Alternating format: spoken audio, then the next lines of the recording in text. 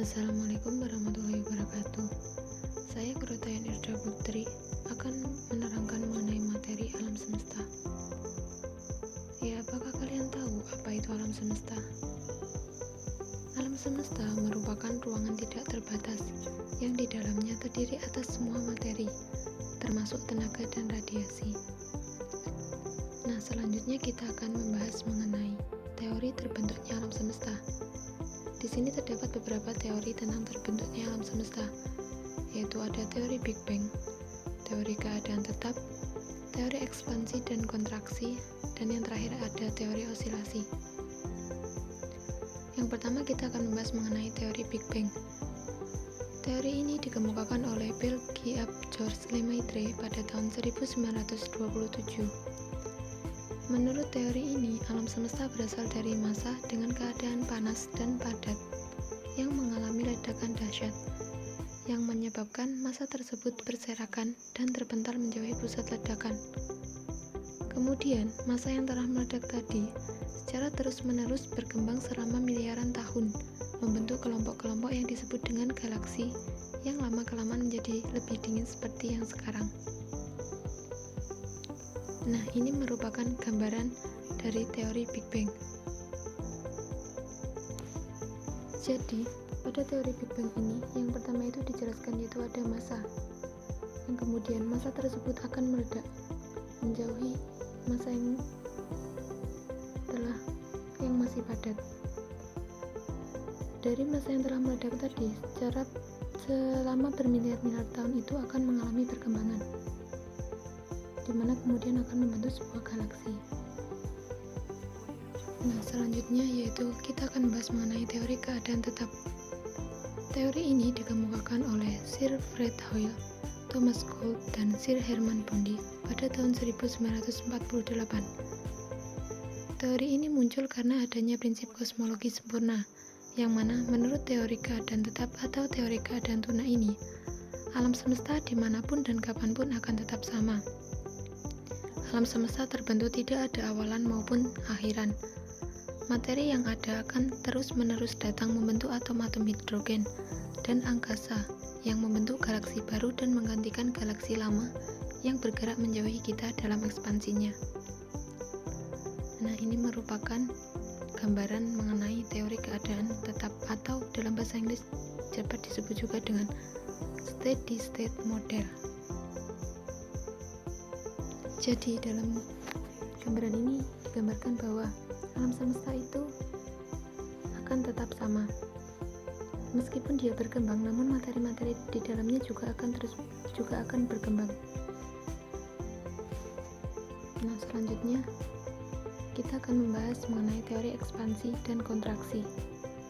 Menurut teori ini, alam semesta berbentuk karena adanya suatu siklus materi yang diawali dengan masa ekspansi atau mengembang, yang berlangsung selama 30 miliar tahun.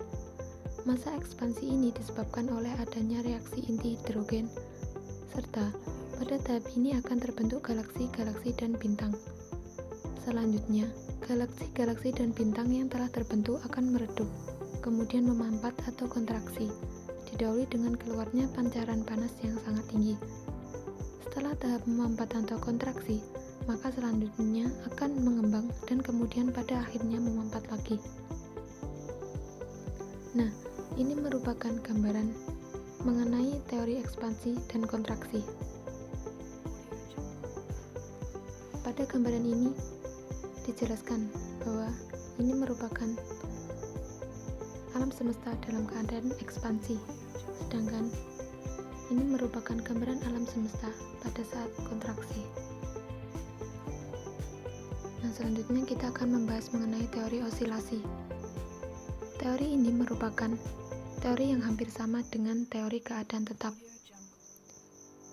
Teori ini menjelaskan bahwa alam semesta tidak ada awalan maupun akhiran. Jadi perbedaannya dengan teori sebelumnya yaitu pada teori ini, alam semesta tidak konstan, melainkan berekspansi, dimulai dengan adanya dentuman besar, dan pada suatu gravitasi akan menyedot kembali sehingga alam semesta akan mengempis. yang pada akhirnya akan menggumpal kembali dalam kepadatan yang tinggi dengan temperatur yang tinggi, dan akan terjadi dentuman besar kembali. Setelah Big Bang yang kedua terjadi, dimulai kembali ekspansi kedua, dan suatu saat akan mengembis kembali dan meledak untuk ketiga kalinya, ataupun seterusnya, atau bahkan mungkin dalam keadaan tetap dalam keadaan berisolasi. Nah, ini merupakan gambaran teori osilasi. Jadi, alam semesta itu akan mengalami ledakan. Setelah mengalami ledakan maka akan mengembang. Kemudian akan mengalami tahap penyusutan. Nah, di alam semesta ini kita juga akan membahas mengenai galaksi. Apakah kalian tahu apa itu galaksi?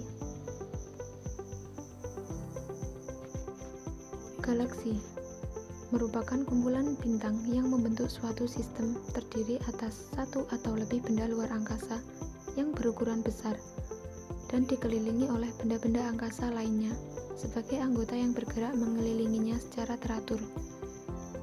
Galaksi juga diartikan sebagai suatu sistem yang terdiri atas bintang-bintang, gas, dan debu yang amat luas, di mana anggotanya memiliki gaya gravitasi.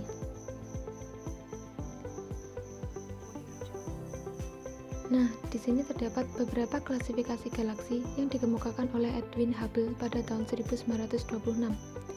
Yang pertama ada galaksi spiral. Yang kedua ada galaksi elips. Yang ketiga ada galaksi tak beraturan. Nah, yang pertama kita akan membahas mengenai galaksi spiral. Galaksi spiral ini merupakan bentuk galaksi umum yang dikenal manusia. Galaksi ini berotasi dengan kecepatan yang lebih besar dibandingkan galaksi bentuk lainnya. Karena kecepatan inilah, galaksi spiral berbentuk pipih. Kecepatan galaksi spiral itu berbeda-beda. Semakin ke arah pusat galaksi, kecepatannya pun semakin besar. Nah, ini merupakan contoh dari galaksi spiral, yaitu salah satunya ada galaksi Bima Sakti. Pada galaksi Bima Sakti sendiri, kita dapat menemukan ada tata surya, salah satunya bumi yang kita tempati. Yang kedua yaitu ada galaksi Andromeda. Nah, selanjutnya kita akan membahas mengenai galaksi elips. Galaksi elips ini ada yang berbentuk bundar dan ada yang berbentuk bola pepat. Struktur galaksi tipe ini tidak terlihat dengan jelas. Galaksi elips sangat sedikit mengandung materi antar bintang, dan anggota galaksi elips ini yaitu ada bintang-bintang tua. Nah, ini merupakan contoh galaksi elips, yaitu galaksi pada rasi bintang Virgo. Selanjutnya kita akan membahas mengenai galaksi tak beraturan. Galaksi tak beraturan memiliki bentuk yang tidak simetri dan tidak mempunyai bentuk khusus. Materi yang terkandung dalam galaksi tak beraturan ini adalah gas dan debu.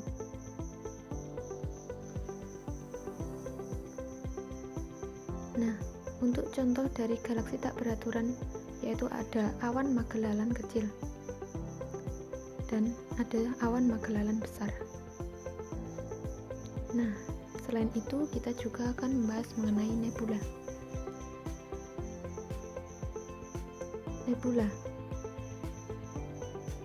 Nebula merupakan kabut atau awan yang terdiri dari debu, hidrogen, helium, plasma, dan gas yang berjaya dalam suatu kumpulan yang sangat luas. Nebula juga diyakini sebagai cikal bakal terbentuknya suatu sistem bintang. Nah, di sini merupakan jenis-jenis nebula yang sering kita kenal. Yang pertama yaitu ada nebula Orion. Nebula ini termasuk dikenal sebagai Messier 42 atau M42. Nebula ini tersebar di sepanjang lajur selatan bintang Orion. Nebula ini merupakan nebula yang paling terang dan mampu diamati bersama dengan mata telanjang di atas langit pada malam hari. Nebula ini pertama kali ditemukan pada tahun 1610 oleh Nicolas Claude Fabry de Peyre. Yang kedua yaitu ada nebula Trifid.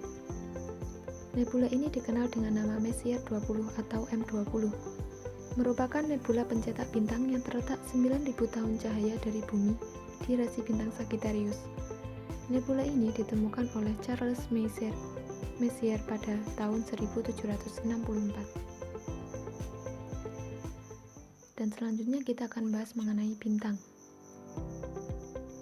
Bintang merupakan benda langit yang dapat memancarkan cahaya sendiri. Bintang tersebut tersusun oleh beberapa gas, seperti gas hidrogen sekitar 94%, 5% helium, 1% unsur lainnya. Bintang-bintang yang ada di angkasa berkumpul atau berkelompok hingga membentuk pola-pola tertentu, dan letaknya berdekatan atau dapat disebut dengan rasi bintang. Rasi bintang ini dapat menyerupai gambar atau bentuk tertentu, seperti gambar binatang, gambar manusia, ataupun benda lainnya. Nah, di sini terdapat beberapa contoh rasi bintang. Di antaranya ada rasi bintang Jeruk, ada rasi bintang Pegasus, ada rasi bintang Leo, ada rasi bintang Hydra, dan ada juga rasi bintang Cygnus. Nah, terima kasih teman-teman telah melihat penjelasan materi mengenai alam semesta.